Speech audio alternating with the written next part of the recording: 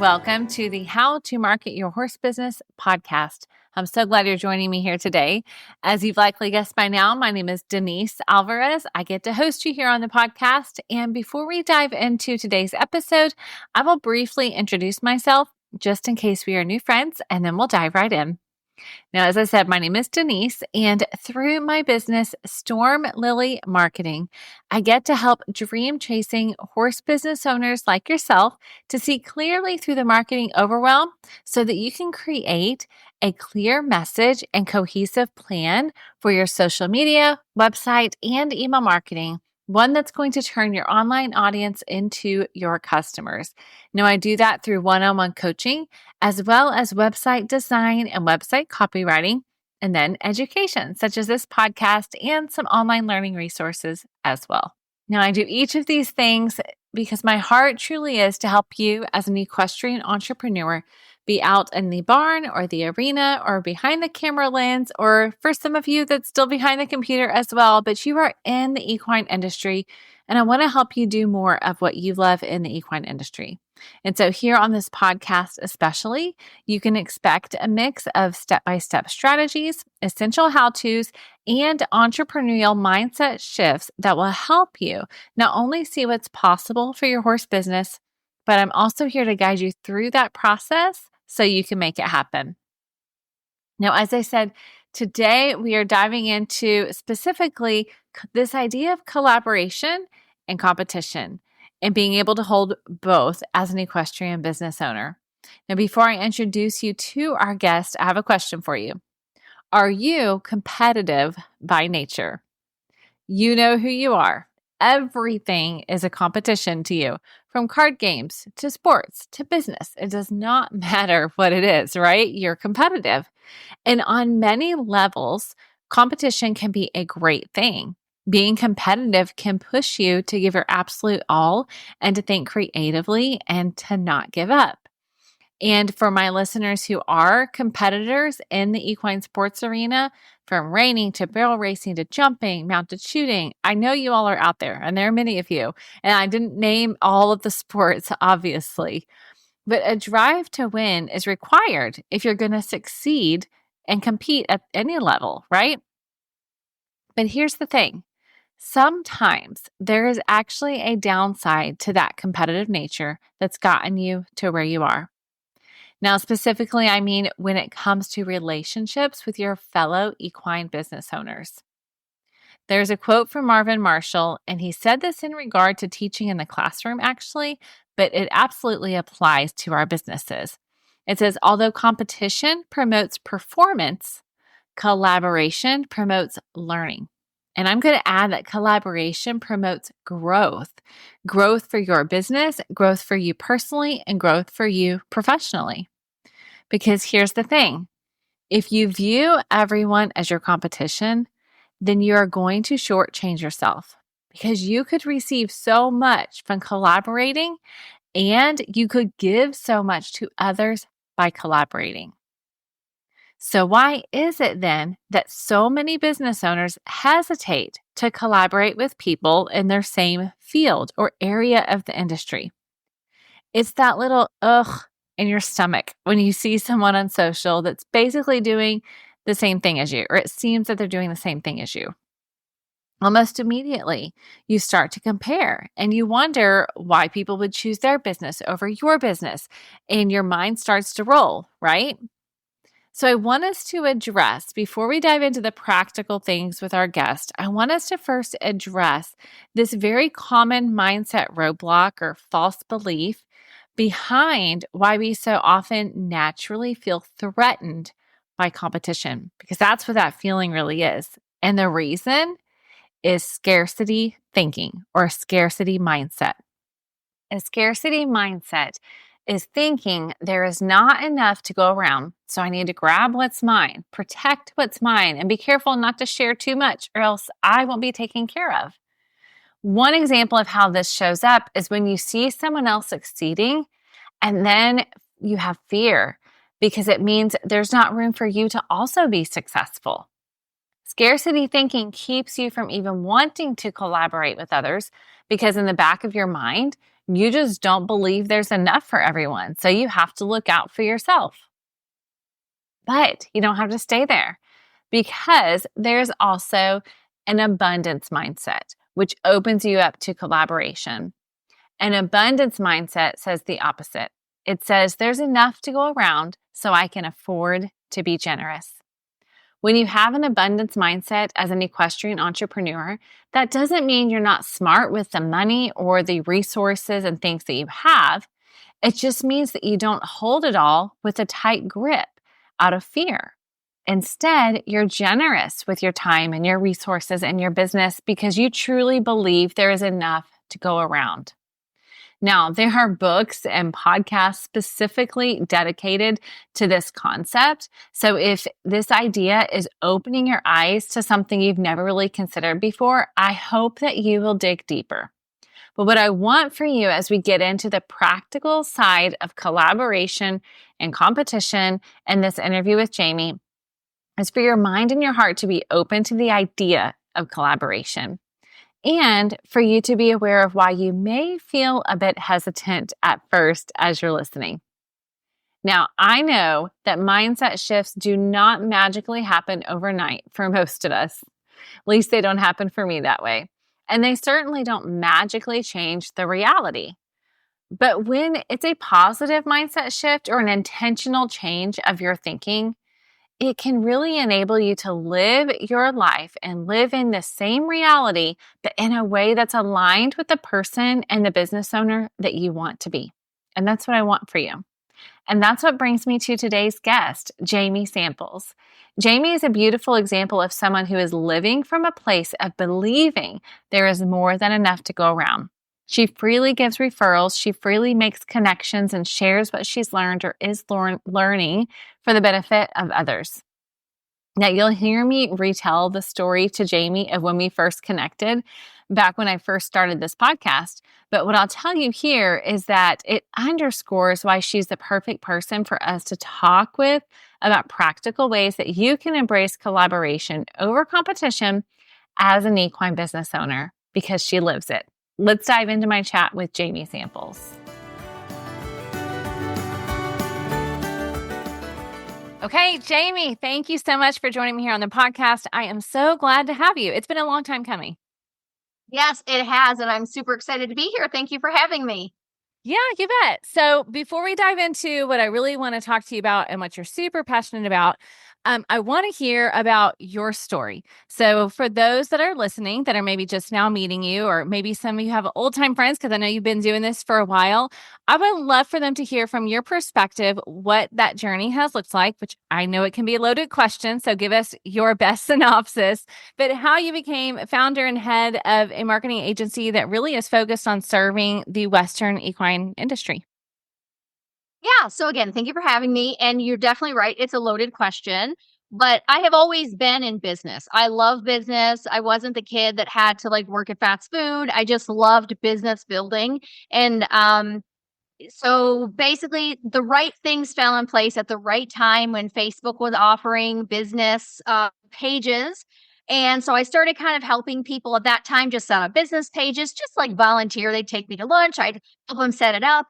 And then I started to realize, like, wow, this actually could be a business. And so at the time, I was doing a couple other little businesses, but I had never started an actual business that was like my own creation. So I was like, well, no time like the present. So definitely just started talking with people about what they need, started going to tons of networking events, really just talking to people and like, what do you need? Looking at social media and realizing throughout that journey that yes, I started at social media and doing content creation, but then the more that I dug in and the more that my agency became an agency, I realized people that need social media also need email marketing and website development, and they need other tools. And so it's been wonderful to just be able to partner with other people to make those kind of things happen. And that I know that's what we're talking about today. So I'm really pumped.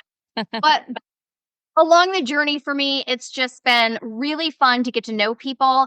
And, in the beginning, someone very smart said to me, if you're going to do a good job in marketing, you've really got to figure out a niche or a niche, however people say it, right?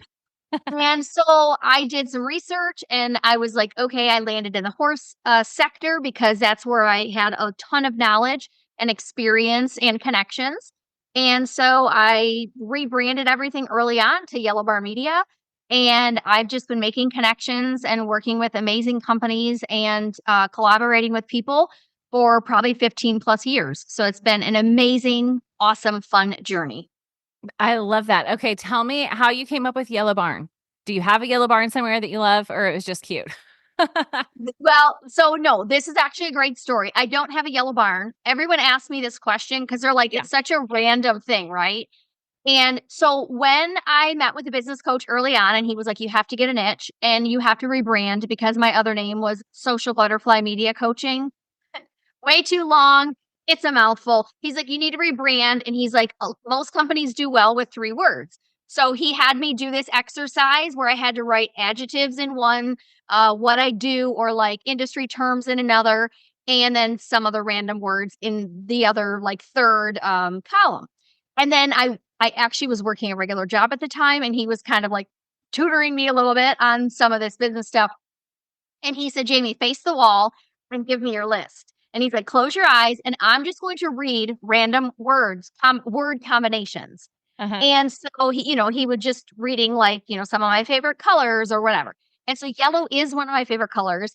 And as he was just reading like examples of what my business name could be, he said Yellow Barn Media. And I was like, that's it. Because I didn't want to pigeonhole myself into just social media. And, what if I wanted to expand, which at the time when I was a baby entrepreneur, I had no idea where I'd be at now. So Yellow Bar Media, it just literally had a ring to it when he said it. And I was like, that's it. Plus, I like yellow. So, That is so fun. I never would have guessed that. What a unique way to come up with a business name. Like that was actually a really brilliant way to simplify the process because it can be really overwhelming unless you're just throwing your name on there to come up with something that's unique and you can get the URL and all of those things. So that is so fun. I love that. Okay, for our friends that are listening that are saying, okay, you said Western. So tell us how you landed in that realm. Is that just because that's your background, that's your area? Did you grow up riding? Kind of tell us a little bit about your horsey background. yeah, so I definitely did grow up riding, predominantly Western trail riding. I showed as a child. I showed all the way through 18. So showed paints and pintos, quarter horses. In our family, we usually had 5 or 6 horses, but we did a ton of trail riding. And as an adult now, all I do is pretty much ride Western. And what I have found is, for a long time, I served the horse industry, right? So I was like, I got to pick a niche, and I picked the horse industry. Well, we know there are a billion little subsets. There's farriers, and then there's specialty farriers, and then there's supplements, and then there's specialty. The horse industry is gigantic. And I don't personally know a lot about, let's say, harness racing, okay, or some of these other things. And so I know enough to be dangerous, right, about the horse industry, but I leveled up later in life with another business coach, and they were like, you need to get even deeper and more specific with who is your audience? Who are the people you absolutely love working with? Who are the people that just mesh with you and you truly understand their audience and their brand? And so it just happened that, obviously the Western side of the industry still is gigantic, but for me, I have found the type of people, they're just my people in the Western industry. The majority of them, it's just like the same. We have a lot of the same beliefs. We really jive and we have a ton of fun working together. Okay, that's so good and so interesting. Yeah, I love that. I could dive into that, but that's a whole other podcast topic that I have done before, so we won't go there. But yes, super brilliant, super smart. Okay, so like you said, you've been doing this for a long time. And regardless of building an agency, which absolutely requires collaboration, something else that you're passionate about is this idea that everybody's not exactly your competition. You want to collaborate. And I think that it's very unique to you, honestly. And it's something I will tell you this. I don't think I would told you I was going to bring this up, but if I go back to my emails and I look at when I very first met you, it was because I was putting together an email marketing course And I was new to the equine industry as far as like business goes. Just that side. I was new to being an entrepreneur in the equine space. And I had emailed you because I think I found a YouTube video or your website somewhere. I had seen that at one point you had sold a course. And I was like, I'm just going to ask her if she would share anything that, any advice, because you weren't still selling it. So I didn't feel like I was like, hey, let me come in and take on your customers. But it was just like, hey, can I connect with you? And is there anything you would share? And I remember you were very generous with your response. And so you didn't even say anything about this idea of collaboration over competition, but it was very clear that that's your heart behind just how you operate in business. So tell me a little bit about your personal mindset and maybe how you've gotten to that point. Like when you were starting out, was it hard? Did you see everyone as competition, but you're like, no, I've been doing this 15 years. Now I don't, or have you always kind of been that way in your business? I think I've always been that way in my life. I think my parents taught me from a very young age that number one, if you've got a good idea, just run with it. And even if someone else has a similar idea, they're not you. And I think my parents did a really good job in my community and my school of just saying like, if you've got a really good idea, just run with it. And that sounds really easy, right? Because we know when you're breaking into a new industry or you just have a new business, it's very intimidating. It's very intimidating. And so I think that I just I'm, a lover, not a fighter, I guess, is another thing. Like, I learned to also just network. Like, the more people you know, the more people you're connected with, the more people collectively we can help, like, as people, right? As business owners, as just people in the world. If I know what my neighbor's skill set is, and then my other neighbor's skill set, if I meet someone at the grocery store that says, I need someone that will fix my transmission, I'm like, I've got a person for you. So I think it's a whole big picture of the more my dad told me, drilled into me, old school, right? The more people you know, and it's who you know. It's who you know, and that's really what's going to move you forward in life and business. And I didn't take that in a way that was like, I'm just going to know all the people, like, because I'm selfishly wanting to move forward. I was just like, man, together, if we all know more about what everyone else does, we most definitely can all just be better. Okay, so talk to me about those who are listening who are saying, okay, that sounds good in theory. But I have a writing program. I'm a horse trainer, I'm a photographer, and I feel like there are a finite number of people that are available. And so I don't really want to look at ways to collaborate because that's giving up my customers. Yeah, so I have had those big adult feelings, that's what I call them, about, and it's so interesting to me because I do have like another story of when there was one time a few probably 5 years ago, and there was this person in the horse industry that's in the marketing realm, and I had been following her for a while, and I was like at the time I thought I should reach out and connect with her. But something weird happened in me where I was like, I'm not going to do it. I'm just not going to do it. I don't know why, like whether I was intimidated or I had those feelings, right? Those feelings of like either I'm not good enough or there are not enough people to go around or whatever the feeling was. I did not reach out to her. Now, fast forward to today, we are very best friends personally, but we do so much business together and we have referred each other thousands of dollars of business just in the last year. And so, number one, I don't have some awesome, cool statistic to bring to the table today about like there are 72% of XYZ. But here's what I will say to you: there are always enough customers out there if you are marketing yourself correctly. And that's a whole nother topic as well, Denise. We know that.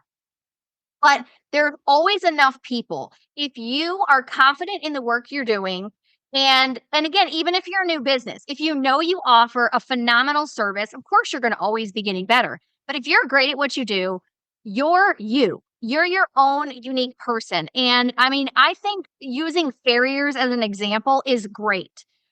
I'm in Michigan, and I probably could there's probably literally 50 farriers within, I don't even know, a 20-mile radius. I'll be honest, most of them we've had out to our house, we don't love. There's something of they're rough with our horses or this, that, or the other. I have found a farrier who's on time and she's phenomenal with my older horses, and I will use her. And she's more expensive than most of the other people. But I don't care. I'm using her because I like her. And I think that if we can get so wrapped up in how we serve our customers and our clients and always looking at like doing better with what we have to offer, we're not going to have to worry about our competitors because we're going to create our own group of people that are going to be drawn to us and they're going to come use our services or buy our products. That's so good. And it's such a reminder that really it comes down to your mindset. And even like you talked about the things that you said that you learned early on, they were a mindset that you decided to have. So that also means for those that are listening that maybe have a bit of that stuck mindset or scarcity mindset, then it's changeable. So what I would love is if you would share some practical ways that horse business owners that are listening, which are mostly equestrian entrepreneurs, so they're running their own businesses, they're in they're in the daily, they're doing the work. So what are some things that they can do to have this mindset of collaboration over competition that really ultimately, with the example that you even just gave, is really going to ultimately grow their business? Like that's the reality. It's not, like you said, it's not, no, we don't have a stat, but we could tell you story after story of the reality of when you embrace that perspective to collaborate versus always just be competing. There's so much more opportunity out there. Yeah, so practically, and again, this is something where a lot of people are like, oh, I've tried this before, but really have you stuck to it and tried it? That's my question. It is a mindset thing. And depending on your background, who you are, what type of personality you are, the one thing, if you can get stuck in your own personal development, whether you listen to podcasts, right? Maybe pick your favorite 3 or 4 people that you can pop in every morning that you're going to do work, right? Whatever, if you're going out to do it, if you're sitting at your desk, if you're a reader, a physical reader, pick some really good professional development books that are about developing yourself. Because I think too, we do live in a world where we're always like, everyone else is doing all the things and has this Instagram worthy XYZ. We all have regular lives. And I think if you can get your mind right first, that's going to be helpful practically. But another thing is just get yourself out there. Put yourself out there and just start connecting with people. And again, Denise, you and I could talk about networking tips and tools also for an hour or two, right? But don't be afraid to put yourself out there. And so what I started doing probably about 5-6 years ago is looking at, okay, I believe in when you're an entrepreneur, and especially if you're like a solopreneur, right? Like you're doing everything in your business. It's going to be so incredibly helpful for you to dig in to all the practical things, reading and getting yourself right. Then find out who does something like you do, similar, very similar. So for me, it's like other people that are in equine marketing. What do I want to know about them? What do I want to learn? But also, guess what? I have started to focus on working in my zone of genius. What is that? It is what am I awesome at and what do I love doing in my business? Because I absolutely love copywriting. I love creating content. There are other things I don't like doing. I don't like doing my accounting, right? So I send that off, right? There's things where I'm like, I have other people do that. But what I think is critical is if you can start looking at other businesses that are similar to yours that offer not necessarily the same, but parallel services. So like Denise does websites. I don't want to do websites. Like, I don't want to do that. I have other people that I work with that do photography, that specialize in doing certain kinds of reels. Can I do all of those? Yes. Do I want to? No. So the best place for me is to start reaching out to those people and just start a conversation. So like Denise said in the beginning, you're like, hey, I found Jamie, didn't really know her, reached out to her. The worst thing that can happen if you reach out to someone is they ignore you. They send you an ugly message back. But honestly, those things typically don't happen. Usually, if anything, they're just busy. Maybe you get ignored for a minute, But also, best case, they're like, yes, let's figure out a way to work together. And it doesn't mean you're hiring them or they're hiring you, but like, is there a way you can together support the horse industry? Okay, so I'm noting. Sorry, I'm writing. I'm like, she said something. I don't want to forget this. So I'm like writing it down. So I'm totally listening, but I was writing at the same time because I'm such a fan of practical tools and advice. And so I love that idea of saying, look, this is my sweet spot. And so realizing that everybody, like, that's the thing. You can be, I love that word, parallel businesses. So sometimes they're actually not your competition as much as you think they are. Now, yes, is there a pool of dollars that that customer has? And they're not probably going to put it all in the same, the buckets may be different. So you may be competing for those dollars, quote unquote. However, the services you provide, like, you're not always direct competition. So I think that's a good mindset to remember because, again, when you talk about referrals and things like that, when you have those connections, man, it can just blossom. But the what I was typing when you said that is, I was thinking about when you said they may ignore you. Because there is another marketer that I won't name that I did reach out to and was like, hey, I just love what you're doing. And, I'm just wanting to learn from people that have gone before in the equine industry with marketing. Could we connect and just chat for a bit? Never heard back. And I sent messages in all the right places. And I literally still to this day have never heard back. Now, what I wanted to share though is like sometimes there's a story we tell ourselves about those things that happen that keep us from continuing to make those connections. And so you have a choice in those moments to say, okay, that's, assuming that they are intimidated and they don't want to, or assuming that, they just want to hold all the information themselves, or it's all assumptions, right? Because you don't really know. So, no, or it could be just assuming, you know what, they're really busy or maybe they don't check their messages right now, or maybe they're in a different personal season of life and things are going on behind the scenes that I don't know. So I just wanted to call out when you were saying that idea of like, they may ignore you. These things may happen. Don't let that keep you from making those connections or looking for ways that you can collaborate with other people, because there's so many other things that could be going on in that person's life. Well, another thing that I will add is this because sometimes, and this is another thing that we, as marketers, we talk about too, not everyone is meant to be your client. I mean, Mm-hmm. we all want to compete for the marketing dollars, like you were saying, that grabbing what's in the bucket, right? That if someone says I have $500 or $2,500, if we can get that business, great, or a percentage of it. But sometimes the other value is like when you're reaching out to people and you're connecting with people for just the sole purpose of reaching out. And I think that we're so jaded as a community now and as a world, like when people DM you, you're just like, I don't know you. Like, I feel like that's like our almost natural response now. But if we can get past those kind of potential responses and say, you might be talking to someone and I'll be like, you know what? I am not the person for this project for whatever reason, right? Doesn't matter what that reason is.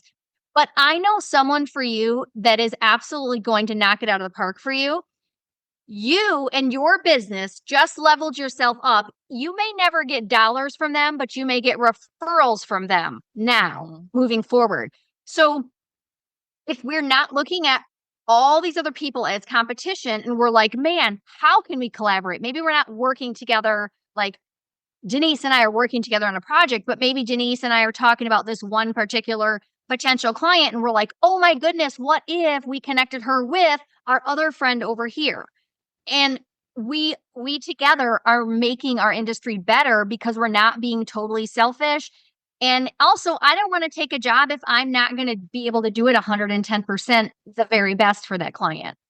Yeah. Yeah. That's so, so good. I love that. Okay. I'm taking my notes. Okay. What else, practically speaking, can equestrian entrepreneurs do to really shift that mindset or just make the choice to be collaborative? Yeah, I think you just hit the nail on the head is make the choice. And it is hard. The other thing that I always offer up too, if you're that person that's like, Jamie, I'm just so worried about someone burning me. Okay, let me just say this. It could happen. Things happen in life and business. Sometimes people are just ugly, like, their personalities or they're just not the right people. But more often than not, you're going to really, if you could put yourself out there, if you're like, no, Jamie, if I should do this, or are there red flags? Like, call me and have a conversation with me, or talk to Denise about it and be like, what do you think about this? Sometimes there are red flags, right? Someone might come to you and you're just like, ooh, I don't know that this is going to be a good partnership. That's okay too. But I think for us choosing to do it, getting our mindset wrapped around it in the right way, and literally just starting to reach out. Look at Facebook groups, look at Instagram, like search certain hashtags. Like for me, I'll search equine marketing.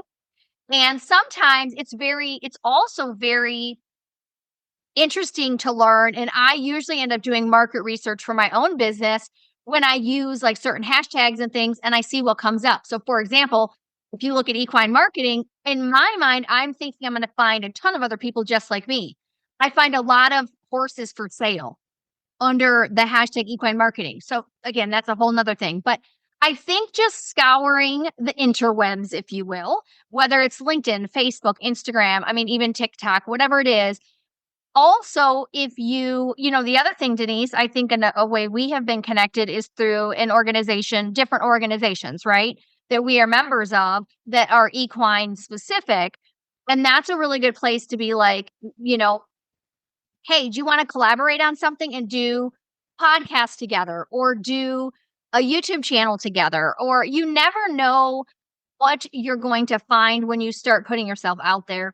And I do think that practically is very hard for a lot of people now because we are a people of like living the solo life. I'll say after 2020, and just because we're entrepreneurs and most of us are working at home by ourselves, and so forcing ourselves to get out there and be like, who could I find today that let's just see if we jive. That is really challenging. But if you can make yourself do it and choose to be like, I'm going to do this, I think you're going to find great success in collaborating. I love that intentionality behind it. Like I've not really thought of that, actually sitting down and looking for people intentionally, to be honest with you. So I guess I have, because I shared that I did look for you, but I haven't done that in a while, I guess. So I'm going to note that. The other thing that you said that I'm going to pull out is you talked about how it's so valuable for the industry as a whole. And I think that, I talk a lot on the podcast about having a filter and knowing your why.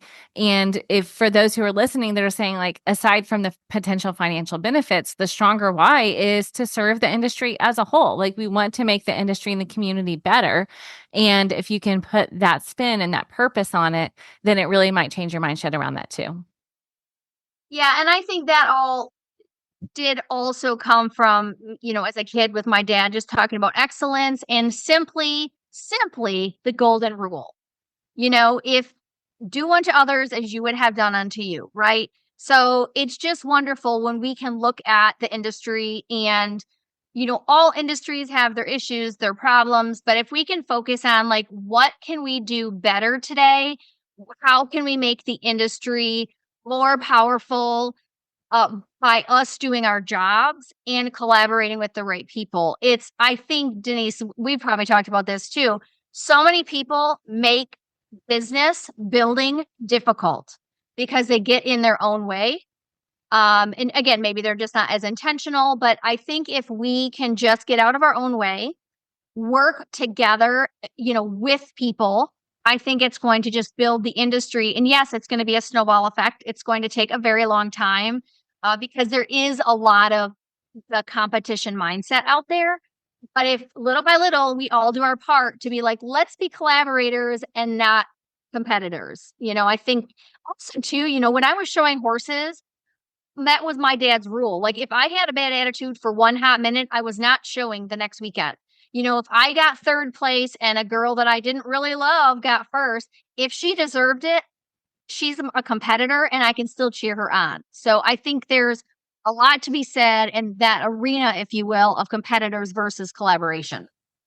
Okay, I'm going to pull out another thing you said, which is cheering people on. So I was listening to a different podcast and she was talking about some practical ways that when she's feeling less than enough, let's say, and she's scrolling social media, or she sees somebody celebrating something that has a similar business that she was celebrating, she makes the intentional choice to go in there and leave a comment, and first gets her heart in the right place, but then leaves a comment to be congratulatory and celebratory and to cheer them on.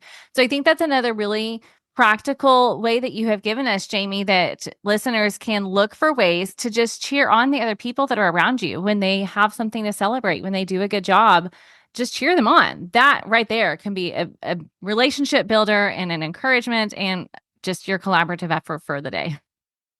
Well, and it's also really, you can look at it a different way too. If you're a business owner and you've been collaborative and you have that mindset, if your business is going through something challenging and you're like, I need help getting the word out there about my next sale or something that I'm doing, or I'm in a hard place. I need help, and I'm going to be vulnerable enough to say that.